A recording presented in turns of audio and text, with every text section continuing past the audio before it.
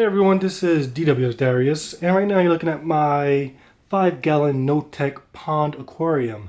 No-tech meaning that there's no electricity to keep this thing running, there's no filter, there's no heater, and there is no light. And right now is my favorite part of the day. I just finished feeding them.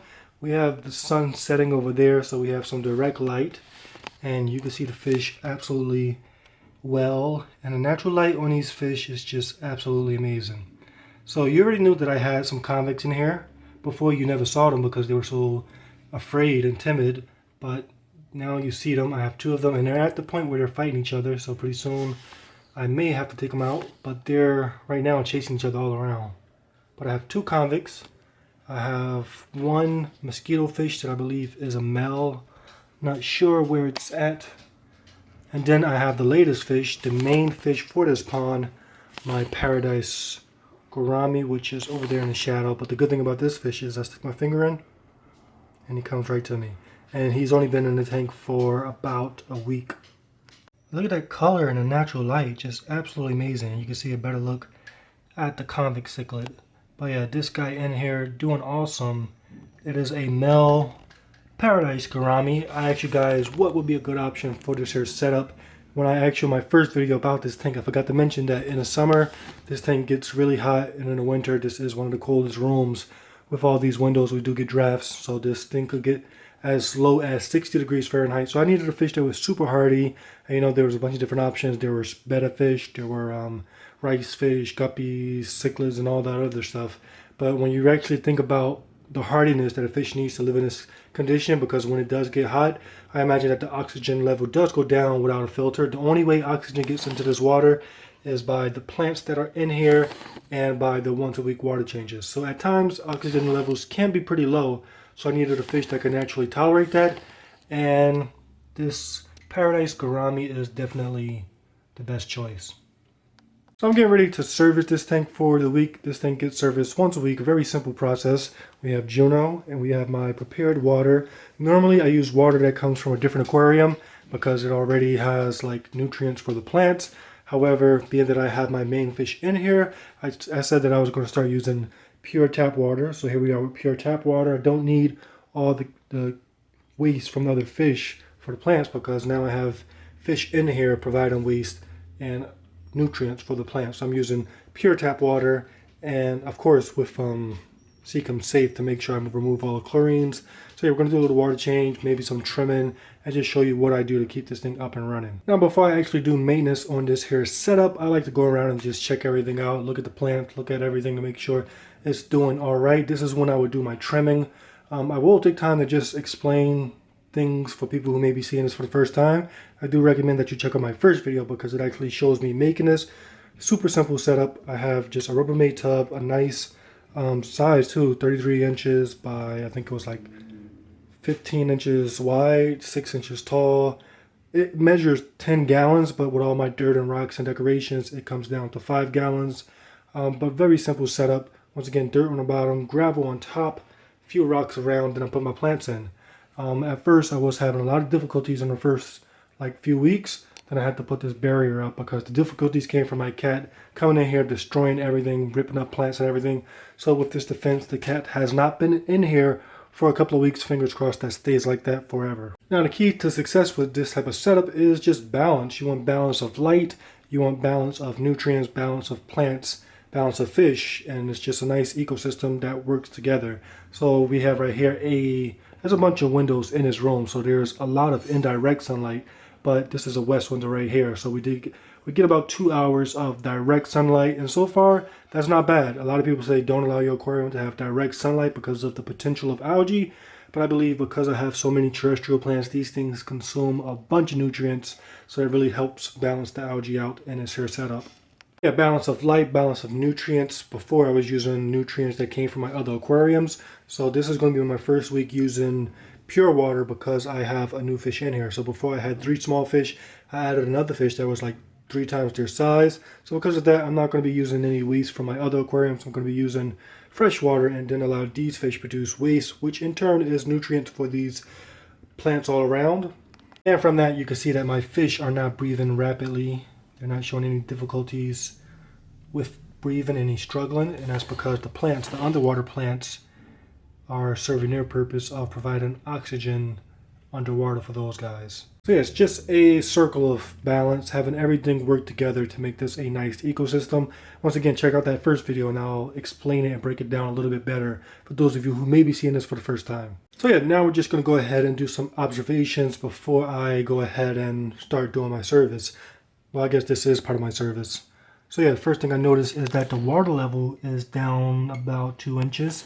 And no surprise, it gets very warm in this room, as I told you guys, and there's going to be evaporation. So in 1 week, that is the amount of evaporation that we have. You can see a lot of the leaves are exposed to the air, but luckily they're not drying out. And I think it may be because some of these guys are immersed grown. They have immersed leaves. I'm not 100% positive, but I know last time I took out this Anubias and I left it in the air, it dried up right away.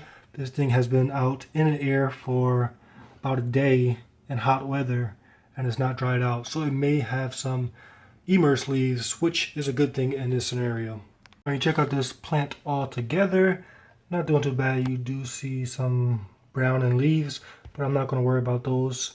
Now with these dwarf sage, I'm not seeing, look at this guy watching me. I'm not seeing a bunch of runners. There's been one runner in the few weeks that this has been in this aquarium, and that thing is barely coming up. You can see it, you could kind of see it in there. That's the one runner produced by this dwarf sage, so not a lot of runners, but there's a lot of leaves. Like when I put this piece in here, it was only like 4 leaves coming from this one plant, and now there's like 8 leaves. So it's producing a lot of leaves per plant, but not really producing a lot of runners. Not really sure why that is, but I don't mind. I did want it to spread faster, but a nice thick dense forest of dwarf sage isn't bad either.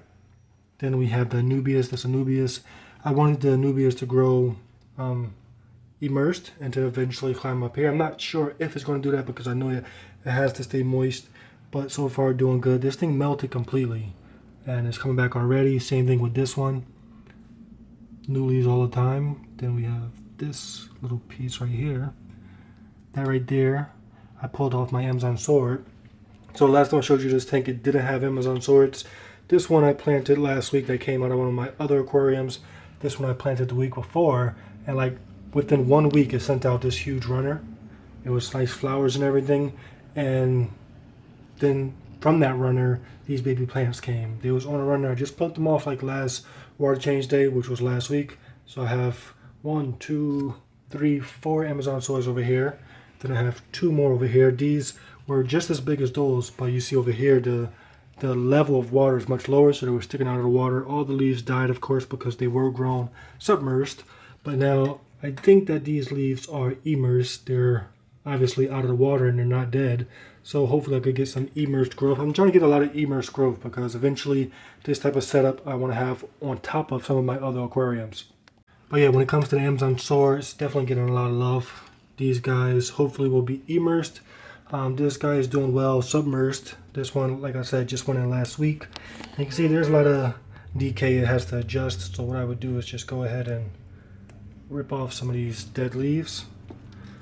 Not too much, because if you do too much you could damage the plant, shock it, and also you could create a mess. I just ripped that. Look, as I'm digging up the plant, as I'm ripping off the leaves, this guy is just in there searching for food. I'm not sure if he eats snails, but I am pulling up some snails, so maybe he could get a treat and we could just work as a team. After that we have this right here. This is a dwarf water lily bulb. I found this in one of my aquariums. It was dormant for so long.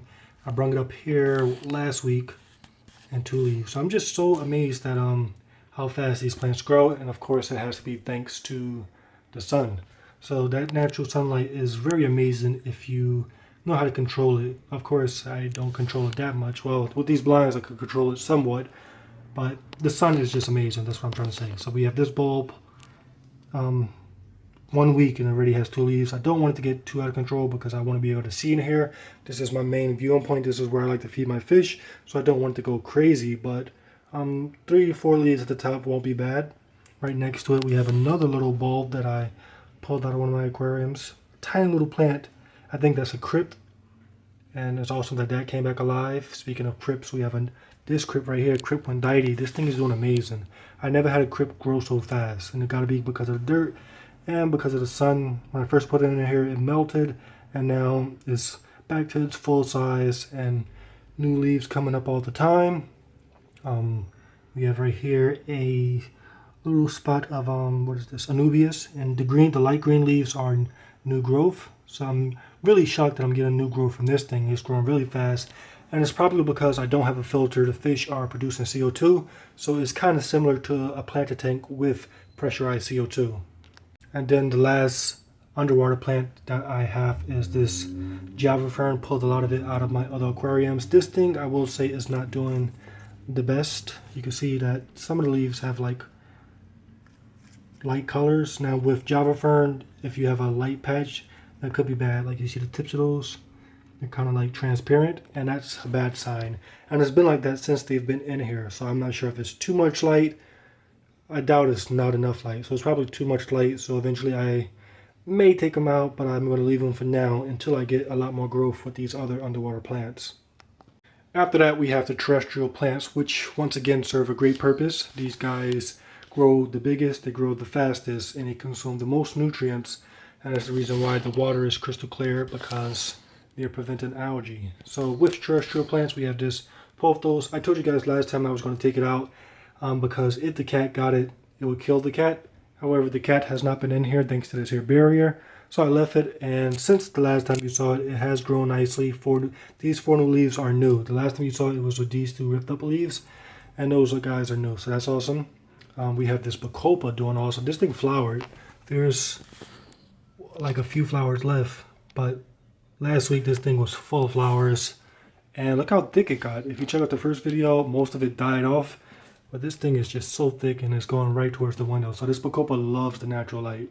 Then we have this water palm. This all came from a little cutting that was in there. You can see right there, this cutting isn't even rooted in the ground. I just put the cutting in the water and the roots sent down by itself. And then I have these let me see if I could darken things up. These right here. So you have 1 stem, 2 stem, and 3 stem right here, 4, 5 stems. We have another flower coming from the Bacopa. This right here is horsetail. Then we have the lucky bamboo. This still trying to adjust. I'm not sure if it likes the natural light. You can see the brown leaves. So yeah, this most likely is not fond of the bright light. So eventually I may have to figure something out. If we could get these Amazon swords to grow nice and tall, immersed, these things definitely will come out and go back on top of one of my aquariums. We have the moss. Doing alright. As long as, that's the cool thing about this moss, as long as a piece of it is in the water, it's like a sponge, it draws water all the way up. So normally if you leave moss out of water for like 24 hours, it gets brown and crispy. This thing is staying green because it's still in the water, and hopefully it just grows up and up and up all the way across. So yeah, that's normally what I do every time I come up here. Just check things out, do a nice scan or surveillance. Of course, it doesn't really take that long because I don't have to narrate and explain everything. But I go around, check everything, and this is what I ended up with today. Like 5 leaves, mainly coming from the Amazon stores because I have this one new one adjusting. But yeah, just do a nice little trim of whatever needs to be trimmed. And once that is done, I prepare for a water change. So when I do water changes here, I like to use this lighter bucket because if I do suck up any small fish, I can easily see it compared to my darker Lowe's bucket, which would be very hard to find a small fish that gets sucked down. So I just use my regular siphon. So normally by myself I could do this alone, but with a camera it's not that easy, so I just got somebody to hold the camera. But normally just get my siphon. I already started it, so I just put it in there, and there we have it. So yeah, just gotta be careful. I don't want it to go too low. This is the first water change I'm doing with the gourami, and he's about 1 inch tall, so I definitely don't want him swimming on his side. And you can see how that side dries up first because that is the lower side. And yeah, just nice and simple. I don't have to do any gravel vacs or anything like that because there is benefit in not doing it when you have a planted tank. So normally I usually go lower, but I'm going to have to go this high for the sake of my gourami. You can see, where is he? He's right here, and it's like right up to his back, so I don't want to go any lower than that. Now by now my shrimp would have been jumping around, and I'm not seeing a shrimp anywhere. So I'm guessing that the shrimp are no longer in here. I had 3 ghost shrimp, and normally they would be flopping around. One time they jumped out because when the water gets this low, they start to panic, and I'm not seeing them. So we have this guy right here. We have the convict right here. We have my mosquito fish I saw. Oh, there's a ghost shrimp right here. I thought they were dead, but there's one. He just ran. It's hard to get him on camera, but there are ghost shrimp still in here. I thought they were dead. From there, I go ahead and fill up. So once again, just tap water for the first time. Normally I use tank water, but we have fish, so there's no need. And just like to wet up my moss a little bit. Some of these terrestrial plants, just give it a nice little damping. And for the most part, just let it pour out on the rock, because then you get less disturbance with the substrate. And you know how gravity works. Right now I just have the bucket on the table, but if I lift up the bucket, I will get a faster drain. A faster drain.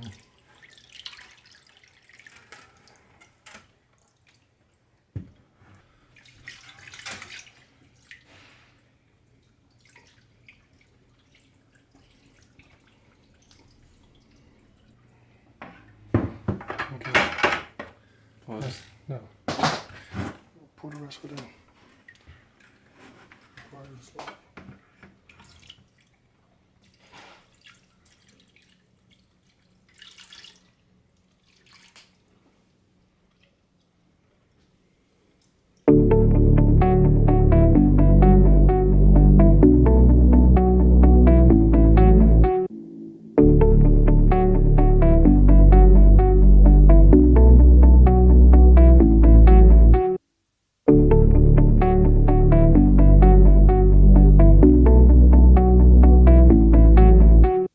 And there we have it, once a week maintenance. From this view, it almost looks like an infinity pool.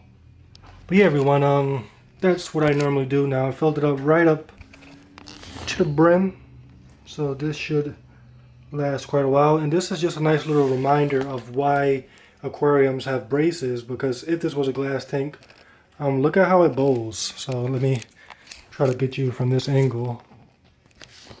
I filled it up to the brim, and this thing is like bowing out. So had that been glass, it probably would have broke. But yeah, everyone, just a simple little setup. Look at the sun reflection, which is awesome. One thing I did forget to show you guys, which was critical, is the actual cleaning up algae for a nice clear window. That's the window right here. And I do wipe this thing once a week, and I normally do it when I drain the water, because of course when I stick my hand in here now, it's going to spill over. Yeah, just a nice little wipe with a rag. This is a microfiber cloth. And you see the algae right there on the wall? See, I'm trying not to apply too much pressure because it's about to overflow. But a light amount, and it's clean. Now look at how nice that looks. Not as transparent as glass, but definitely not bad. But yeah, everyone, that's just a look at the maintenance required for this desktop aquarium pond. Definitely not bad. Now when it comes to the actual fish feeding and everything, feed once a day. Normally I go ahead and I take like a finger full of flakes, but with this guy being my favorite, being that I'm able to put my finger in there and he like comes to me, of course he's not going to do it now, but you saw earlier he came to me. Oh, there's a ghost shrimp right there. Right there in the center. But yeah, being that that guy is so awesome, I have started to feed him bloodworms and everything, but for the most part, once a week bloodworms, and then like one finger full of shrimp, not shrimp, one finger full of flakes, and then yeah, we're gonna go from there. Now I did say that I was gonna take out the other fish when I got my intended fish, which is that gourami. I'm definitely gonna take out one of the convicts because they do fight each other a lot, and this thing's so small, don't want one of them to be like suffering or just having such a hard time. So maybe I'll take out both of them. I'll leave the mosquito fish, and I'll think about adding a female gourami. I don't want to overdo it with this here setup, because that's the reason why I have such success, because I'm not overdoing it when it comes to fish and everything. So I don't want to overstock it, but I do believe a female with that male will be pretty decent. And when you consider I have 2 convicts and 1 mosquito fish, swap them out for 1 female gourami, that may be awesome. And the ghost shrimp is on the move. But when it comes to long term with the sparkling, not sparkling, that was my initial plan, sparkling gourami, but this is a paradise gourami. When it comes to long term, these guys are said to be able to reach 4 inches if he gets that big. And he probably will get that big the way I'm feeding him, but I'm not going to let him stay in this tiny setup, because for a 4-inch fish, this thing will be too small. But right now, he's about 1.5 inches. You can see he's in the shallowest area. Over here, he's like in 1 inch of water. And he doesn't mind because he's eating something. I'm not sure what he's eating, but he doesn't mind. So while he's in there, he's doing good. He has a nice 33 inches. What's that? About almost 30 times his own size to go back and forth. He could go back and forth 15 inches. Deepest part 6 inches. So for now, and probably for months to come, he will be okay. Let me know in the comment section below if you think I should get a female for him though. But yeah, everyone, that's what's happening up here. Of course, downstairs in the fish room, there's a lot of stuff happening. Currently, I'm doing my renovations, building my new aquarium. It is something that I will hope to show you guys when it's complete, but I'm going to take my time. I'm not going to rush. I have 2 weeks to finish it. I'm going to do it. I'm hopefully I can get some nice video. This is my first time building my own aquarium, so it will be difficult trying to record the process because I'm still learning as I go. But I'll try to get some nice videos for you, and you can expect them next month when I'm finished with the build, when I'm confident that the build is going to last, and then when I edit all that video. So for now, you're going to be getting clips like this that are out of the fish room, but still awesomeness.